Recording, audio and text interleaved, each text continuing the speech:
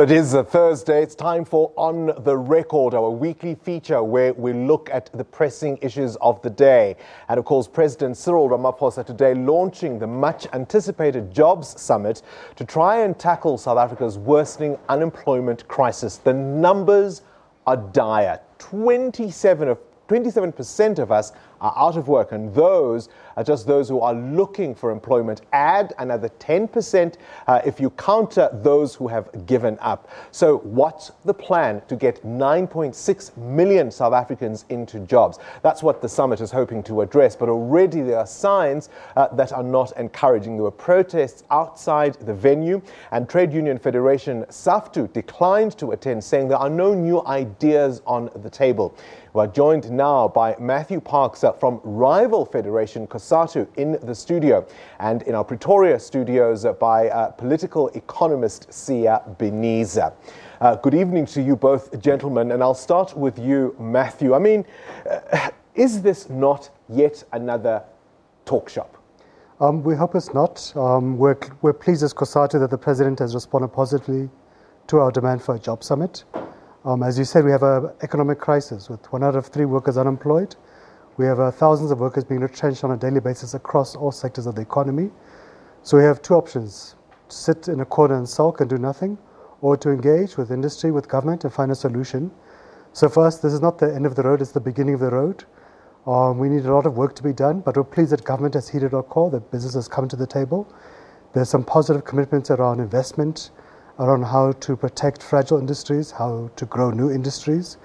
But also we had a positive commitment by both government and the private sector to halt retrenchments, to fill critical vacancies in the public sector and so on. But this is the beginning of a road, not the end of it. Right, let me bring Siya into this conversation in our Pretoria studios. Siya, good evening to you and welcome to this conversation.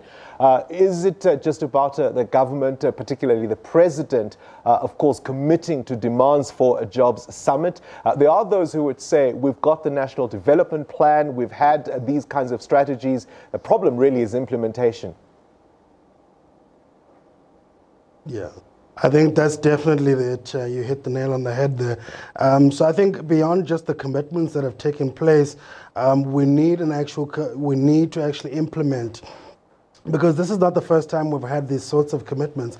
I think earlier this year already with the Presidential Youth Employment Service, there have been commitments. It would have been interesting to have a bit of report back on what has been achieved thus far, to just gain confidence that this summit is not just a talk shop. And I think one of the things I can sort of critique from the speech is there's a common mention of partners, but these social partners aren't really clarified as to which companies they are, which industries they're going to be working in. And so it really doesn't give much confidence that this is anything different from what we've seen for the past.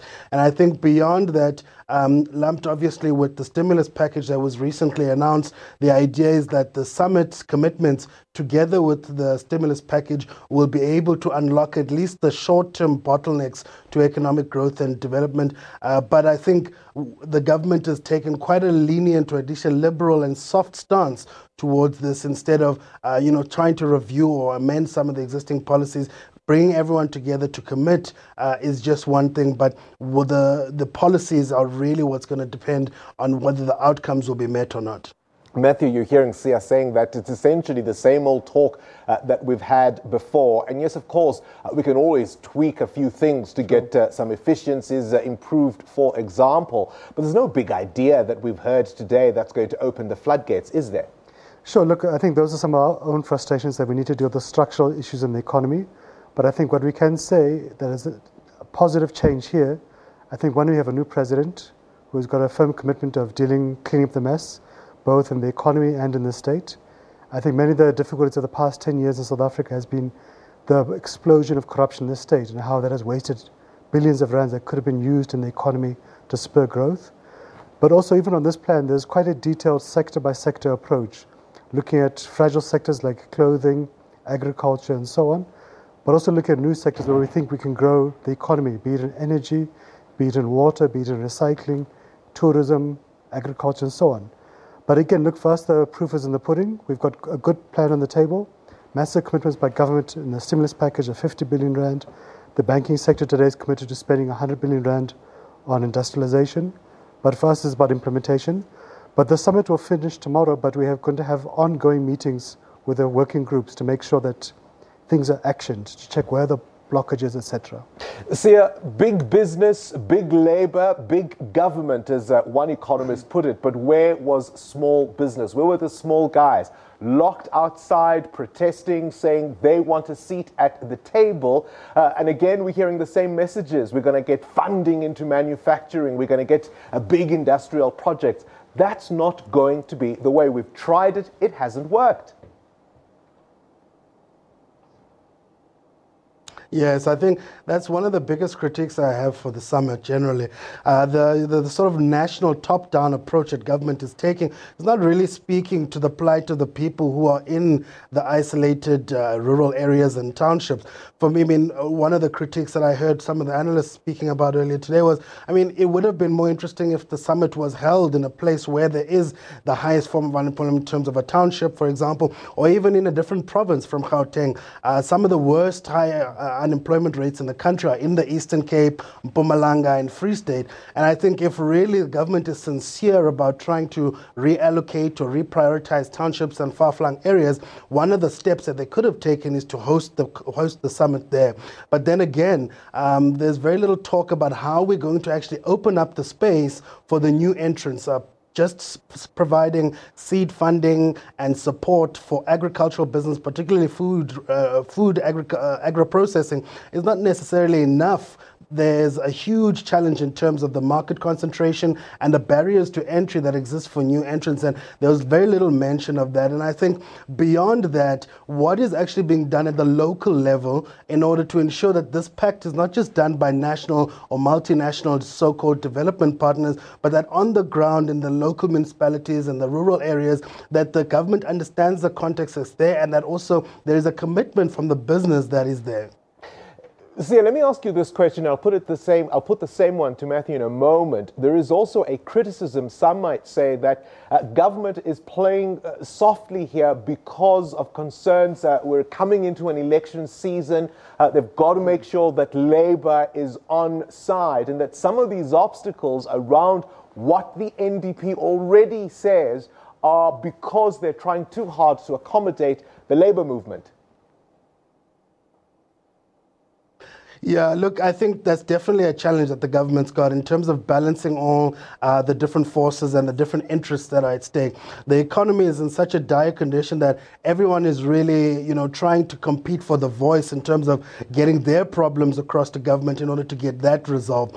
But one of the things that I would definitely agree with is this sort of the notion that we'll only just sort of be focusing on cooperating with big business and creating jobs without dealing with the other structural issues such as, the education system and how we're going to create a safe environment for teachers, or even resuscitate the respectful position that teachers have in the value chain of the labor market. So I definitely think that the balancing of different acts is definitely critically important and difficult, and that we keep planning at times when the economy seems to be going for the worst. So for example, when we did the National Development Plan, we were sort of at the top of a commodity super cycle, and some of the targets that we set there were far more exceeding than what we can currently achieve in the current conditions with the trade war with Trump, with the challenges in the global economy. And I think that perhaps we might be setting ourselves up for a bit of failure, given that, again, we're making huge plans at a time when oil, for example, is reaching above $75 a barrel, when we're already starting to see the initial effects of that on the local economy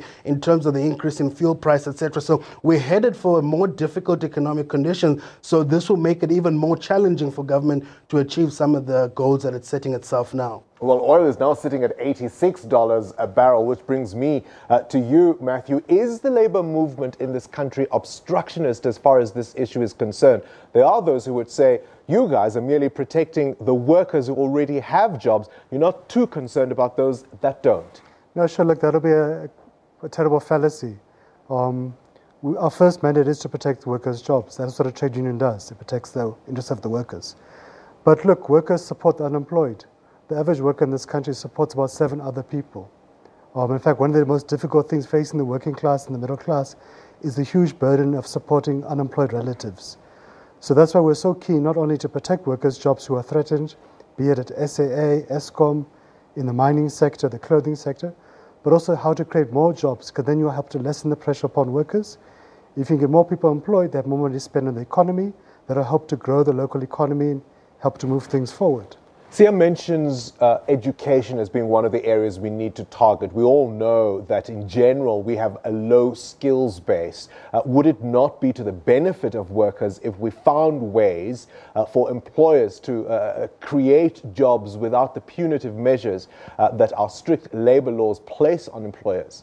Look, again, we actually disagree with people who say the laws are too strict. When we had the 2008 economic crisis in this country and globally, 1 million workers lost their jobs within a year. So there was no burdensome approach for employers to dismiss workers. Well, the money was simply not there. And you see today, even in the last 2 years, 72,000 mine workers have been dismissed, retrenched. So we don't see what the issue is there. In fact, other European countries have got much stricter labor laws, but have got higher growth rates. But let's take Eskom as an example. We know the difficulties the power utility faces, is cash-strapped. Sure. This year, when there was talk that there would be no salary increases or bonuses, what did we see? The country was plunged into darkness. The utility blamed workers for even things like sabotage. I mean, that's the environment we are working in, yet given the pressures on this economy, can we afford that? Look, even with the Eskom, so they claim there was sabotage, yet we've not seen a single person being charged with it. So for our workers, the feedback we've had from our members on the ground, Eskom has simply made up stuff. But I think, look, the issue in Eskom is... But that we were plunged into darkness specifically around that issue. As soon as it was resolved, as soon as promises were made, the lights were back on. Well, look, for us, the real issue in Eskom has been the looting. That you've had literally hundreds of billions of rands that have been stolen, looted, wasteful expenditure, not by workers, not by the electrician or the technician on the ground, but by management, by politicians, the friends. So for us, Eskom has to clean up the stolen money, recover it, and show a serious effort to recover it. But also we think Eskom needs to start to invest in the future, like electric vehicles, electric cars, exporting to Africa again, because that's the way to protect Eskom and to grow it, because we can't afford simply to close it down. Siya, has government owned up to its own mistakes? We've mentioned in this conversation, a conversation really around state capture and what we've seen in the last 10 years, for example, in terms of looting. But even in terms of the own goals, I mean, many would say that that stimulus package the president announced was really to kind of play catch up with what we've been doing wrong.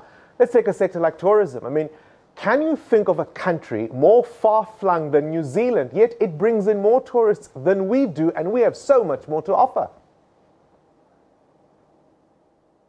Yeah, look, I think you're pointing at a bigger challenge within the state itself, right? So the state is really trying to position itself as a developmental state. And one of the key factors that you need to take into account for the development state is that it needs to be clear and a highly capacitated state. Clear in terms of its policy articulation, but also in terms of the direction that the government's taking with its development plan. And this we haven't been doing very well. So we've got the National Development Plan, but after we published it, we never really went back, and what we saw are iterations of sort of 14-point plan, 10-point plan, 9-point plan, 7-point plan. Every year in terms of the State of the Nation address, there was a new plan. So already that is where we're failing fundamentally in terms of a developmental state. My bigger concern, though, and this is another factor that you need to consider for developmental states, is that you need a state that can insulate itself from private influence, from detracting it from the national agenda, right? So the idea is that a developmental state can reorientate private interests and coordinate it such that it coincides with the national interest. And that's where we've failed particularly, and the state capture saga expresses this, as well as what we're seeing now coming out of the Commission. So on two accounts that are very critical for the government to play the role that it needs to play in meaningfully redirecting the economy on a more sustainable trajectory, we are failing. But I think what's positive coming out of the summit and the way in which President Ramaphosa has managed his negotiation with the different parties is that it's a multi-stakeholder approach. Whether it will yield the intended results, I'm not so sure, but I guess we'll have to watch closely and ensure that the monitoring and evaluation mechanism is as effective as some of the plans that are coming up to deal with the challenges that we're facing. All right, Siya Bhiniza, political economist in our Pretoria studio, and of course COSATU's Mathew Parks here in studio with me in Johannesburg. So it is a multi-stakeholder approach. There are those who would say that merely means it's a holding job. We'll wait to see the outcomes that will emerge out of the final day tomorrow. But when it comes to things like youth unemployment, we're sitting on a powder keg and we dare not fail. This is On the Record. You're watching The Full View.